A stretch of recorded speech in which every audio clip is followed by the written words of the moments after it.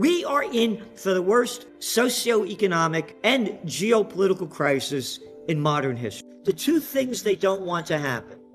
They don't want the equity markets to crash, and they don't want gold prices to skyrocket to where they should go, because then the little people will know how bad it is. They don't know how bad it is until the markets crash. Gold prices should have been skyrocketing for the last 3 years. It's a freak show in front of our eyes. The whole game is rigged. Oh no, inflation is only temporary. Oh no, it's only transitory. And look at the crap that they've been selling for over a year and a half. Temporary, it's not real, it's only transitory. And then we have Janet Yellen, who back in April of 2021 said, no, this inflation isn't real. Now she's saying the recession isn't real. So if they're spewing out the same garbage, we should swallow it. Because after all, they've been totally wrong before, so they must be right now. Or else they were lying about it, because everybody knew inflation was real, but they wanted to keep those zero interest rate policies so they could keep the equity markets going up. What did they pump in? $6.3 trillion, the government, to fight the COVID war? Oh, that's not inflationary. It's the Russians that did it. It's a freak show in front of our eyes. The whole game is rigged. Hey, they just got a guy that was the head of the FDA that regulated the tobacco industry. Guess where he just went? Oh, it was reported last week. Philip Morris. Oh, who's the guy that play our defense contractor? Oh, you mean Lloyd Austin that came off the board of directors of Raytheon? It's one big club and you ain't in it. The whole game is rigged. As you said, they said in the GDP decline, 0.9%? Oh, and the streets said it was going to go up 0.2%. Inflation came up, at 9.1%, and the markets went up? I mean, come on. They're doing everything they can to do it. The market should have crashed back in 2020 when they launched the COVID war. It should have been over. The businesses have been destroyed. The damage that this COVID war has done is incalculable. Hey, let's not talk about office occupancy rates in America. They're only, around 40%. Cities like in New York, 35%. Oh, all those businesses, the dry cleaners, the shoe repair, the hairdressers, happy hours, all gone. And now I'm renting, let's say I have 8 stories of a building. My people don't want to commute an hour and a half anymore on the LIE. They hated it, going an hour and a half back and forth. I'll work from home 3 days a week. Great. I'll save on rent. This is for real.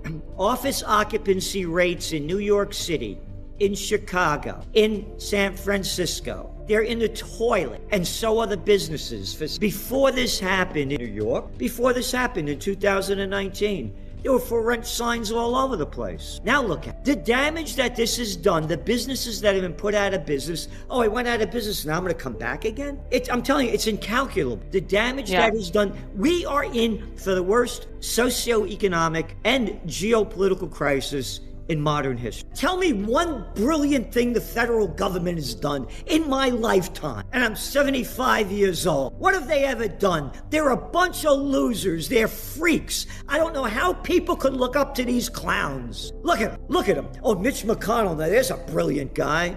Oh, Nancy Pelosi. Oh, yeah, brilliant. Oh, again, it's one big club and you ain't in it, as George Carlin said. Who's Nancy Pelosi's father? Oh, the mayor of Baltimore at the top. Oh, yeah, who was George E. Bush? Oh, my daddy was a president. My grandpa was Prescott Bush. Who was Andy Cuomo? I'm going to rename the Tappan Zee Bridge after my daddy. I mean, look at the freak show. They don't know what they're doing. Look, I was the assistant to the Secretary of the New York State Senate at 26 years old. The people that are running the government are the people I hated in high school and college that wanted to be class president or head of the student council. Again, he only bet $1 million.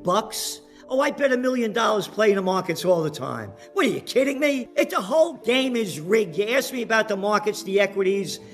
We are in for the greatest collapse of all times. All they're doing is artificially pumping it up. And that's it. The bigs just want to get bigger, and the rich just want to get richer. What's going on in Taiwan? I mean, you're not allowed to talk about peace anymore. You get banned on all the media. Only war is the only talk you're allowed to talk about. So when you talk about Nancy Pelosi, there was a man by the name of, they really don't like this guy. His name was George Washington, first president of the United States. He warns the American people in his farewell address not to get involved in foreign entanglement. He says harmony, liberal intercourse with all nations are recommended by policy, humanity, and interest. He goes on to say that avoid avenues to foreign influence in innumerable ways. You ready? Such attachments are particularly alarming to the truly enlightened and independent patriots.